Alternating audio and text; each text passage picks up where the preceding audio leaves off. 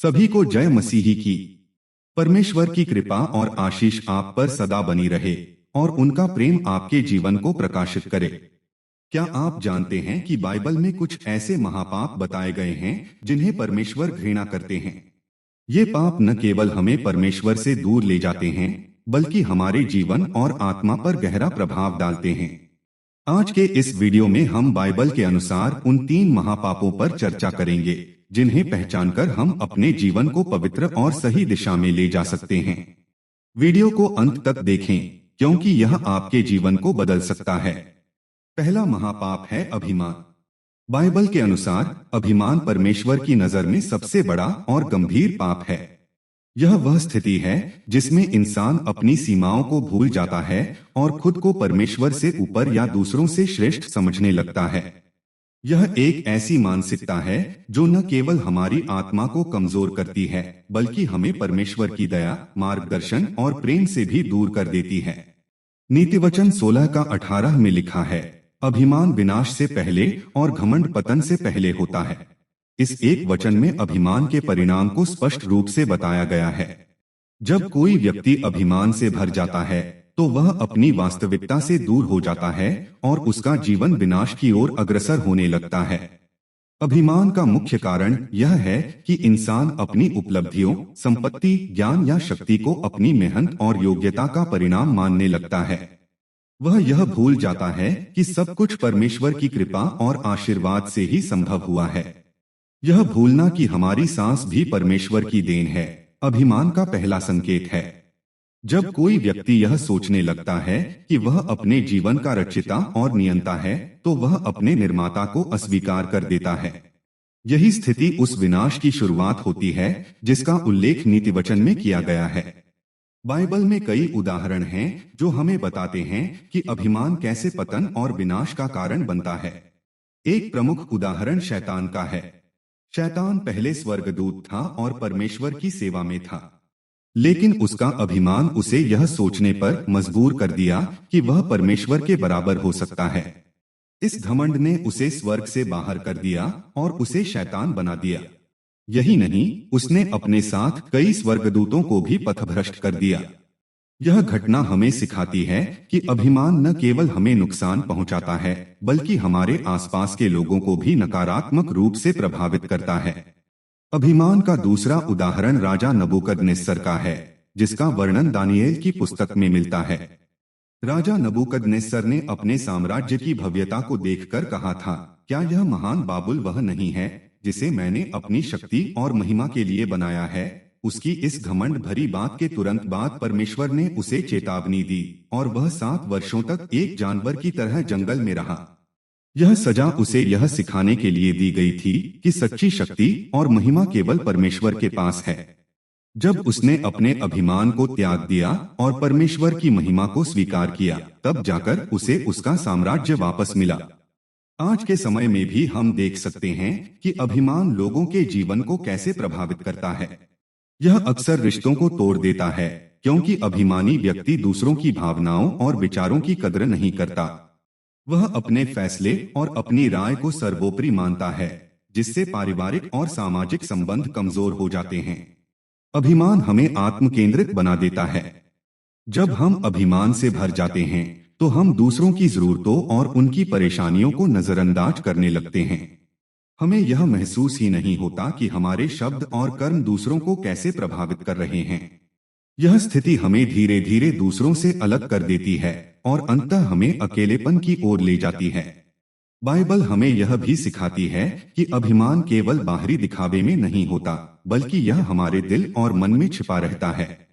हम दूसरों से कितनी विनम्रता से बात करते हैं, यह मायने नहीं रखता अगर हमारे दिल में उनके प्रति घमंड भरा हुआ है। सच्ची विनम्रता और दीनता तब आती है जब हम अपने दिल को परमेश्वर के सामने खोलते हैं और अपनी कमजोरियों को स्वीकार करते हैं। अभिमान का एक और बड़ा नुकसान यह है कि यह हमें परमेश्वर की योजनाओं और आज्ञाओं के प्रति अंधा बना देता है। जब हम अभिमान में होते हैं तो हम सोचते हैं कि हमें किसी की सलाह या मार्गदर्शन की जरूरत नहीं है, यहाँ तक कि परमेश्वर की भी नहीं। यह स्थिति हमें आत्मिक रूप से अंधा बना देती है और हमें गलत फैसले लेने पर मजबूर करती है। जब हम अपने जीवन को अपने ही नियमों पर चलाने लगते हैं तो हम पाप के दलदल में फंस जाते हैं। तो अभिमान से बचने के लिए हमें क्या करना चाहिए? सबसे पहले हमें यह स्वीकार करना होगा कि हर अच्छी चीज जो हमारे जीवन में है वह परमेश्वर की कृपा और आशीर्वाद का परिणाम है। यह हमें विनम्र बनाए रखता है और हमें यह समझने में मदद करता है कि हम अपनी ताकत और बुद्धि से कुछ भी हासिल नहीं कर सकते। दूसरा, हमें बाइबल के वचनों का अध्ययन करना चाहिए और यह समझना चाहिए कि विनम्रता का महत्व क्या है।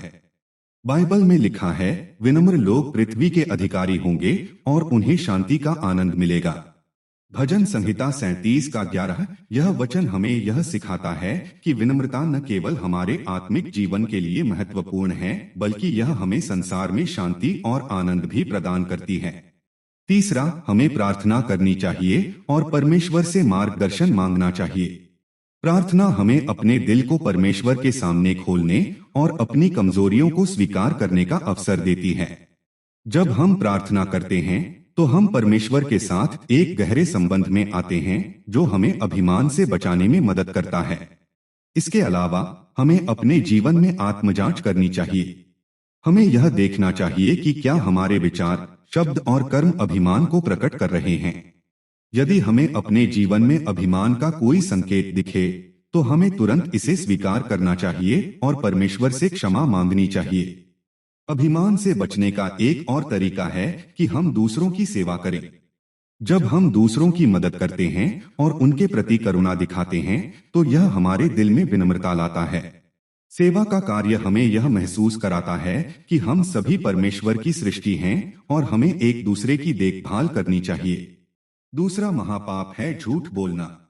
बाइबल में झूठ को पाप माना गया है क्योंकि यह भरोसे और सच्चाई को तोड़ता है। झूठ बोलने से रिश्तों में दरार पैदा होती है और जीवन में कई समस्याएं खड़ी हो जाती हैं। परमेश्वर की दृष्टि में झूठ एक ऐसा कार्य है जो मानवता के लिए विनाशकारी हो सकता है। नीतिवचन 12:22 में लिखा गया है, झूठे होठों से यहोवा घृणा करता है, परंतु जो सच्चाई पर चलते हैं वे उसके प्रिय हैं। झूठ बोलने का पाप केवल एक व्यक्तिगत कार्य नहीं है, यह समाज में नैतिक पतन का कारण बनता है। जब एक व्यक्ति झूठ बोलता है तो वह दूसरों को धोखा देता है और अपने स्वार्थ की पूर्ति के लिए सत्य को छिपाता है। झूठ बोलना एक आदत बन सकती है और जब यह आदत बन जाती है तो यह इंसान के चरित्र को कमजोर कर देती है। बाइबल हमें सिखाती है कि झूठ बोलना शैतान के कार्यों में से एक है। यूहन्ना 8:44 में लिखा गया है, तुम अपने पिता शैतान के हो और अपने पिता की इच्छाओं को पूरा करना चाहते हो। वह आरंभ से ही हत्यारा था और सच्चाई में स्थिर नहीं रहा क्योंकि उसमें सच्चाई नहीं है। जब वह झूठ बोलता है तो अपने स्वभाव के अनुसार बोलता है क्योंकि वह झूठा है और झूठ का पिता है। यह स्पष्ट करता है कि जब हम झूठ बोलते हैं तो हम शैतान की योजना का हिस्सा बन जाते हैं और परमेश्वर से दूर हो जाते हैं। झूठ बोलने का सबसे बड़ा प्रभाव यह है कि यह दूसरों के विश्वास को तोड़ देता है। किसी भी संबंध, चाहे वह परिवार का हो, दोस्तों का हो या कार्यस्थल का, उसकी नींव विश्वास पर आधारित होती है। एक बार जब झूठ का पर्दाफाश हो जाता है तो विश्वास टूट जाता है और उसे फिर से पाना बहुत मुश्किल होता है। झूठ बोलने से न केवल दूसरों को नुकसान होता है बल्कि यह हमारे आत्मसम्मान को भी प्रभावित करता है। झूठ के परिणामस्वरूप लोग कई बार अपने जीवन में बड़ी समस्याओं का सामना करते हैं। उदाहरण के लिए, झूठ बोलकर कोई व्यक्ति कानूनी परेशानियों में फंस सकता है। झूठी गवाही देना, जो कि कानून के खिलाफ है, कई बार निर्दोष लोगों को सजा दिला सकता है। इस प्रकार झूठ केवल एक व्यक्तिगत पाप नहीं है बल्कि यह समाज के लिए भी हानिकारक हो सकता है। इसके अलावा झूठ बोलने से हमारे मानसिक और भावनात्मक स्वास्थ्य पर भी असर पड़ता है।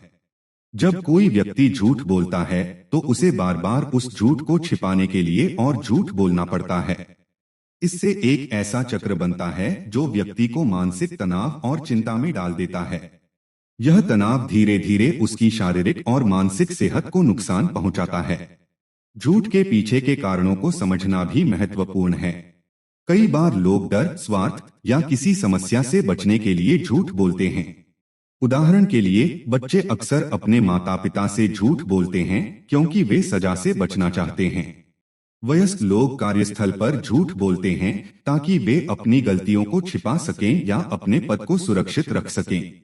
हालांकि यह समझना जरूरी है कि झूठ बोलने से समस्या का समाधान नहीं होता, बल्कि यह समस्या को और जटिल बना देता है। बाइबल हमें सिखाती है कि हमें हमेशा सच्चाई के मार्ग पर चलना चाहिए। भले ही सच बोलने में कठिनाई हो, लेकिन यह हमें परमेश्वर के करीब लाता है। नीतिवचन 11:3 में लिखा गया है, ईमानदार लोगों की सच्चाई उन्हें मार्गदर्शन देती है, परंतु विश्वासघात करने वालों की कपट उन्हें नष्ट कर देती है। यह वचन हमें प्रेरित करता है कि हमें हर स्थिति में सत्य का पालन करना चाहिए। ऐतिहासिक दृष्टि से भी देखा जाए तो झूठ बोलने के विनाशकारी परिणाम सामने आए हैं।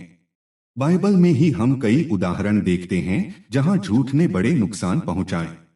अनन्यास और सफीरा की कहानी प्रेरितों के काम 5:1-11 इसका एक प्रमुख उदाहरण है। उन्होंने अपने संपत्ति की बिक्री के बारे में झूठ बोला और पवित्र आत्मा से झूठ बोलने का प्रयास किया। इसके परिणामस्वरूप उन्हें तुरंत दंडित किया गया और उनकी मृत्यु हो गई। यह घटना हमें सिखाती है कि झूठ बोलना परमेश्वर के सामने एक गंभीर अपराध है और इसके गंभीर परिणाम हो सकते हैं। झूठ बोलने से बचने के लिए हमें अपनी आत्मा को सशक्त करना होगा और परमेश्वर से प्रार्थना करनी होगी। प्रार्थना और ध्यान के माध्यम से हम अपने मन और आत्मा को मजबूत बना सकते हैं और सच्चाई के मार्ग पर चल सकते हैं। बाइबल हमें सिखाती है कि सत्य और ईमानदारी में चलने वाले लोग ही परमेश्वर की कृपा प्राप्त करते हैं। इसके साथ ही हमें अपने बच्चों और अगली पीढ़ी को भी सिखाना होगा कि सच्चाई का महत्व क्या है। बचपन से ही बच्चों को सिखाना चाहिए कि झूठ बोलना गलत है और सच बोलने से परमेश्वर प्रसन्न होते हैं। उदाहरण के लिए, अगर कोई बच्चा गलती करता है तो उसे डांटने के बजाय यह सिखाना चाहिए कि सच बोलने से चीजें बेहतर हो सकती हैं।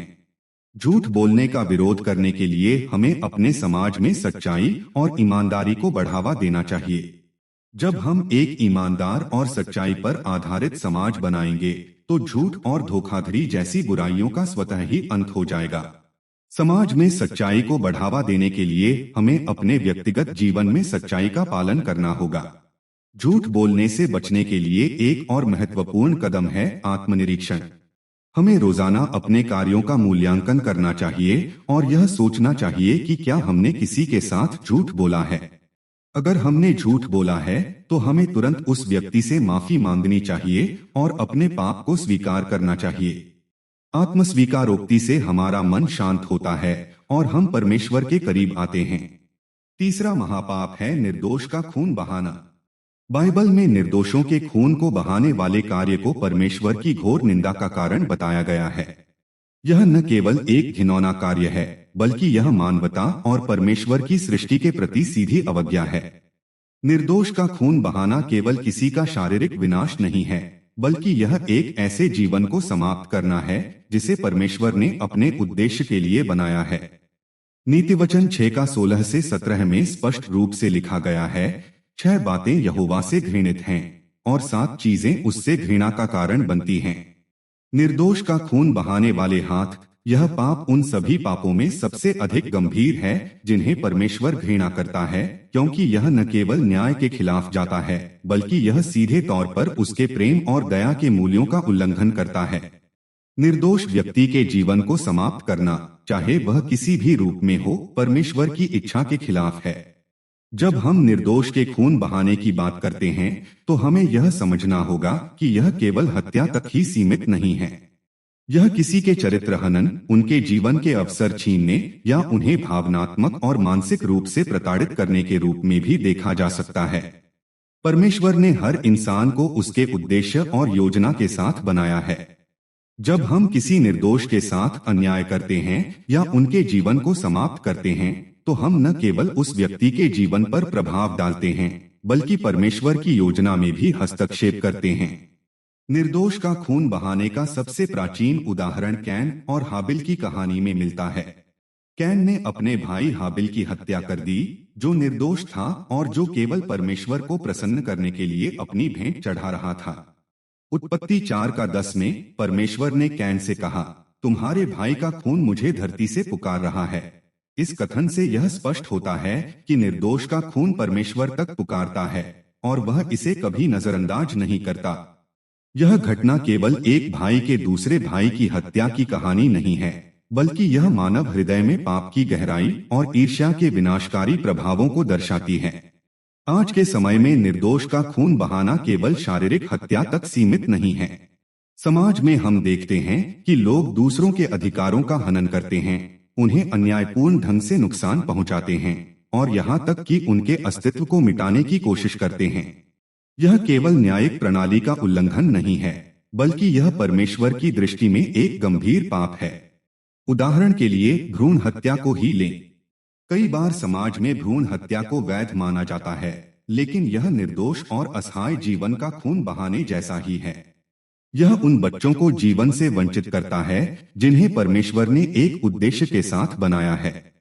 निर्दोष का खून बहाने का अर्थ उन परिस्थितियों से भी जुड़ा है जहां लोग अपने स्वार्थ के लिए दूसरों का नुकसान करते हैं, चाहे वह राजनीतिक उद्देश्यों के लिए हो, व्यक्तिगत लाभ के लिए हो या किसी और कारण से। निर्दोषों के खून बहाने का कार्य किसी भी स्थिति में न्यायोचित नहीं ठहराया जा सकता। परमेश्वर हमें यह सिखाते हैं कि हमें न्याय और दया के साथ चलना चाहिए। मीका 6:8 में लिखा है, यहोवा ने तुमसे बताया है कि क्या अच्छा है। न्याय करना, दया को प्रेम करना और अपने परमेश्वर के साथ नम्रता से चलना। इस वचन में स्पष्ट है कि निर्दोष का खून बहाना न्याय और दया के खिलाफ है। निर्दोष का खून बहाने की प्रवृत्ति अक्सर मानव हृदय में लालच, ईर्ष्या और घृणा से उत्पन्न होती है। जब हम इन भावनाओं को अपने ऊपर हावी होने देते हैं, तो हम उन कार्यों की ओर बढ़ते हैं जो परमेश्वर की इच्छा के विरुद्ध हैं। नीतिवचन 4:23 में लिखा है, अपने हृदय की रक्षा हर चीज से बढ़कर करो, क्योंकि यह जीवन का स्रोत है। यदि हम अपने हृदय को पवित्र और परमेश्वर के वचनों के अनुसार रखते हैं, तो हम निर्दोषों के खून बहाने जैसे कार्यों से दूर रहेंगे। निर्दोष का खून बहाने का एक और महत्वपूर्ण पहलू यह है कि यह समाज में भय और अन्याय का माहौल बनाता है। जब निर्दोष लोग पीड़ित होते हैं, तो समाज का नैतिक ढांचा कमजोर होता है। यह केवल पीड़ित व्यक्ति पर ही नहीं, बल्कि पूरे समुदाय पर नकारात्मक प्रभाव डालता है। इसलिए परमेश्वर हमें सिखाते हैं कि हमें अपने जीवन में सच्चाई और न्याय के मार्ग पर चलना चाहिए। यशायाह 1:17 में लिखा है, अच्छाई करना सीखो, न्याय के लिए प्रयास करो, उत्पीड़ितों की सहायता करो, अनाथ के लिए न्याय करो और विधवा के मुकदमे का बचाव करो। इस वचन से स्पष्ट होता है कि निर्दोष का खून बहाने की बजाय हमें उन लोगों की सहायता करनी चाहिए जो कमजोर और असहाय हैं। निर्दोष का खून बहाने का अर्थ यह भी है कि हम अपने शब्दों और कार्यों से किसी के जीवन को नुकसान पहुंचाएं। कई बार हम अपनी बातों से दूसरों को चोट पहुंचाते हैं या उनका अपमान करते हैं। यह भी निर्दोषों को पीड़ा देने का एक रूप है। परमेश्वर हमें सिखाते हैं कि हमें अपने शब्दों का उपयोग दूसरों को प्रोत्साहित करने और उनके जीवन को सुधारने के लिए करना चाहिए।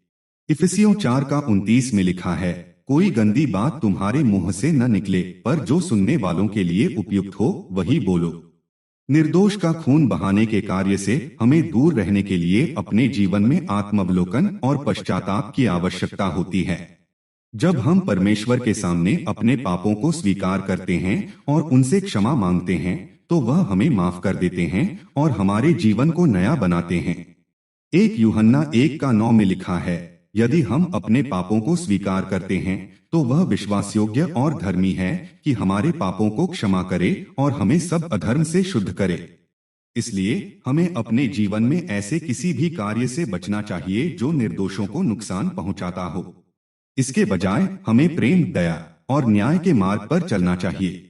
हमें अपने समाज में उन लोगों के लिए खड़ा होना चाहिए जो कमजोर और असहाय हैं।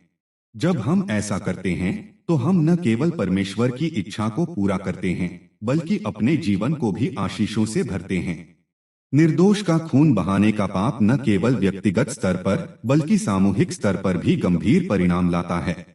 इतिहास में ऐसे कई उदाहरण हैं जहां निर्दोषों के खून बहाने ने समाजों को विनाश की ओर धकेला है। जब हम इन उदाहरणों से सीखते हैं और अपने जीवन में इनसे बचने का प्रयास करते हैं, तो हम अपने समाज को और अधिक न्यायपूर्ण और दयालु बना सकते हैं। दोस्तों, ये तीन महापाप, अभिमान, झूठ बोलना और निर्दोष का खून बहाना, हमारे जीवन को पाप और अंधकार की ओर ले जाते हैं। लेकिन अगर हम इनसे बचते हैं और परमेश्वर की शिक्षाओं पर चलते हैं, तो हमारा जीवन एक आशीष और शांति से भर सकता है। अगर इस संदेश ने आपके दिल को छुआ है, तो कृपया इस वीडियो को लाइक करें, अपने दोस्तों और परिवार के साथ शेयर करें और चैनल डिवाइन वर्स इन हिंदी को सब्सक्राइब करें। कमेंट में आमीन लिखना न भूलें। आइए हम सब मिलकर परमेश्वर के वचनों को दुनिया भर में फैलाएं। धन्यवाद और प्रभु आपका मार्गदर्शन करें।